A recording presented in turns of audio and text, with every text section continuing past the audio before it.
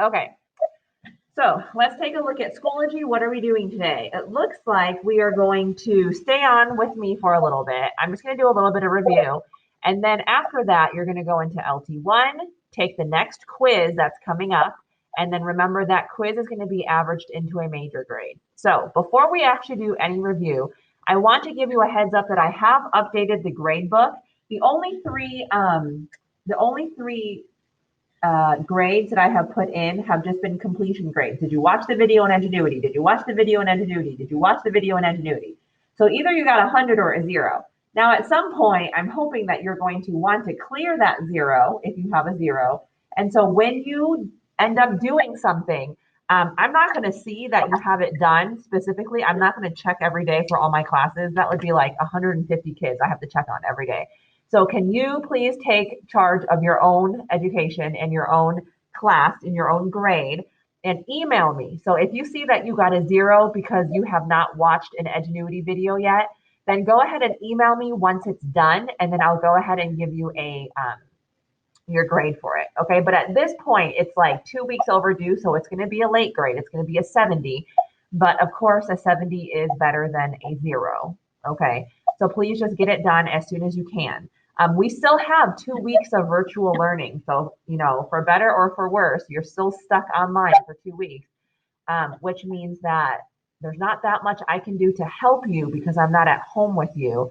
So please try to get as much done as you can by yourself. Of course, reach out to me or Mr. Tucker if you need help with the quizzes, with the assignments, with anything, and we can help you. But you need to reach out to us because we don't know that you need help if you don't say anything. Okay? All right, so that's with the grade book. Constantly check the grade book so you know whether or not you are up to date or if you're missing something or whatever the issue is. Okay, so yesterday we started talking about how to solve equations when you have adding and subtracting. So today what you're going to do is you're going to take the quiz on Edgenuity. It is 10 questions, multiple choice. Okay, so let me just go over 2 questions as a review. And then we can go ahead and get to some word problems. So I feel like the wording might be the one that's most confusing to us, okay? So let's say I have 3 equals negative 10 plus y. So that's my problem. You don't need to write this down. I think that this should be a review enough where you can just look and try to listen and you'll be okay. Of course, if you want to write this down, go for it. All right, 3 equals negative 10 plus y. Can someone shout out or type, what number do I need to drop down on both sides? In other words, what number is on the same side as y? Daniel says 10. It is. That's on the same side. Okay. So remember the rule, you're always looking at the symbol right before the number. So don't look at this plus. That has nothing to do with it. Always look at the symbol right before and do the opposite of it. So it says it's negative 10. What's opposite of negative 10? Positive 10. Thank you. Yes, for all of you who said positive or plus. Positive and plus are the same thing. Now, the reason why we do opposite operations is because, look, negative 10 plus 10, that gives me 0. That's why that disappears. 3 plus 10 is 13 equals y. So that is my final answer, 13. What did we do? We added 10 to both sides. So we used the addition property of equality. Okay, this is called using the addition property of equality because we're adding to both sides. Okay, let's do one more review. What if I have this then? 7 plus x equals 9. I know you can do this in your head. I'm giving you easy numbers and not the decimals and the fractions that you'll see later this year because I want to make sure that you know how to do the process so that when you get decimals and fractions and you can't do it in your head, you still know what to do. All right, so what number do I drop down on both sides? Okay, it looks like the numbers are coming in. The people are saying 7. The people are right. Yes, we drop down 7 because it's on the same side as x. Okay, this one is trickier. Look at the symbol right before your number. You're always looking right before your number and do the opposite. Eek, I don't see a symbol. So if you don't see a symbol, you can always assume that it's what symbol? Positive. Thank you, Sydney. So you can always assume that it's a positive 7 because there's no symbol. right? If there were a symbol, it would have to be negative, but there is not one. So it's a positive, imaginary positive 7. So do the opposite. What's opposite of positive? Negative or minus. Negative or minus are the same thing. So I'm going to minus 7 because look, 7 minus 7 is 0. That's why it cancels out. So left over, I have x equals, okay, so here's the thing. Let's say these were bigger numbers and you don't know what 9 minus 7 is. If you type in 9 negative 7 because you think the opposite of a positive is a negative, if you write 9 negative 7, do you see how it says error? Okay, negative and minus are different on your calculator.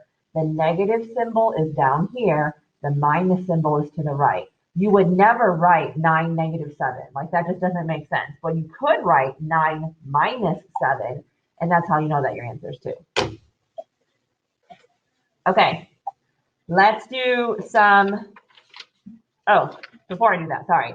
You minus 7 on both sides. So you use the subtraction property of equality. When you subtract on both sides, it's subtraction property of equality. When you add on both sides, it's the addition property of equality.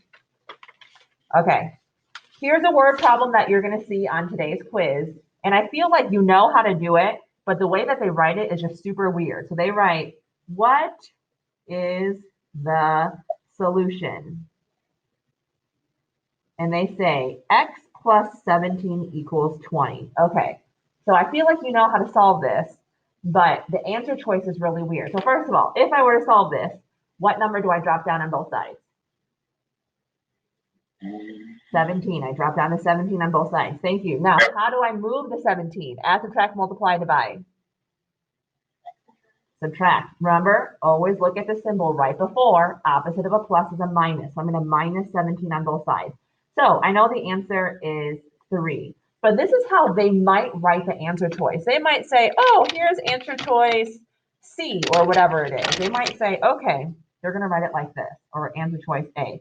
They would say x plus 17 minus 17 equals 20 minus 17. And then they'll write the answer x equals 3. Like, you see what they're trying to do? They're trying to show their work by telling you what you need to do on both sides. So instead of me writing minus 17 on the bottom below, they're writing it off to the side. They're telling me that I have to subtract 17 on both sides. That's why they're adding this to the problem. Now, if that confuses you, you solve it yourself. You got 3. So at least double check the answer choices. Because maybe for like answer choice B, it's going to say like x plus 17 equals 20 plus 17, x equals 27. Well, that doesn't make sense, or 37 rather, right? You know your answer wasn't 37. You know your answer was 3. So you know it has to say 3 somewhere in your problem. And plus, you're not adding 17. You were subtracting. You are using the subtraction property of equality. Okay, 2 more examples, then we are done. What if they were to say this? The sum of a number and 27 is 30. So write that as like a sentence, a number sentence. So we kind of got to do a little bit of thinking. Sum. Think back to like 5th grade, 6th grade. When I say sum, is that add, subtract, multiply, or divide?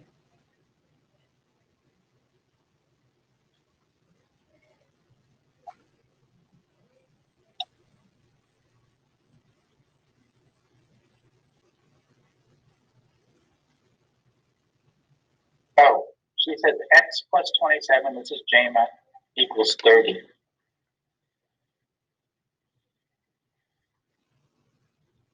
Yes, good. Okay, that's the answer. But hold on, before we get to the answer, what symbol is sum?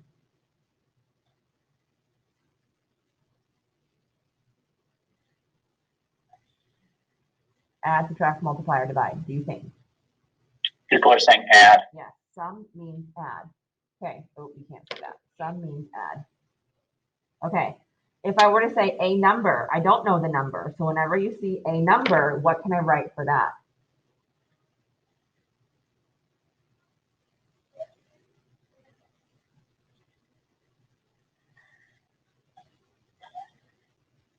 I don't know the number. So if I don't know the number, what do I normally write?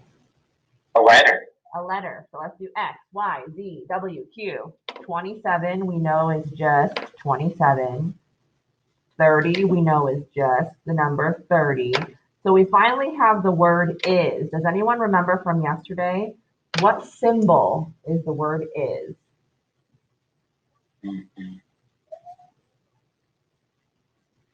Equals. Equals. So you're adding an X and 27 to equal 30. You see how I kind of translated every word into a number or a symbol? That's why this is the right answer. I could also write this, 27 plus X. I could flip them.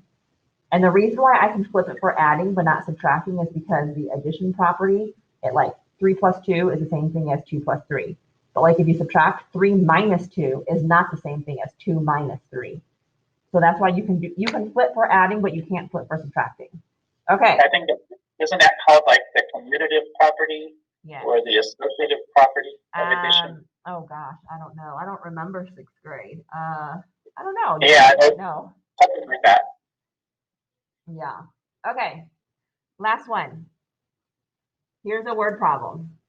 Bob got a $2 raise this week. And now, and now his new rate is $13 per hour. So now he gets paid $13 an hour because he got a $2 raise this week. What was his raise before, or sorry, not what was his raise, what was his rate? What was his rate before the raise? So his new amount that he gets paid is $13 an hour, but he just got a $2 raise. So if I wanted to know what was before, what do I have to do with these two numbers? Do I add, subtract, multiply, or divide them?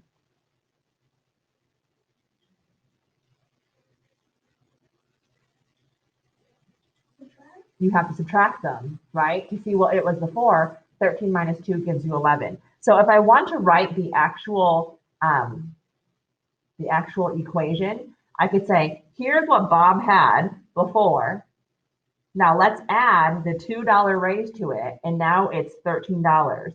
So when we said, what do you do with these two numbers? You subtract them? Yeah, because to solve them, you would subtract them. But do you see how this would be your original equation? This is what he had before. You add on the $2 raise to get you the new amount of $13 per hour. And that's why that's his answer. Okay, that's it for today. So ladies and gentlemen, Mr. Tucker, I believe has, or he will, drop his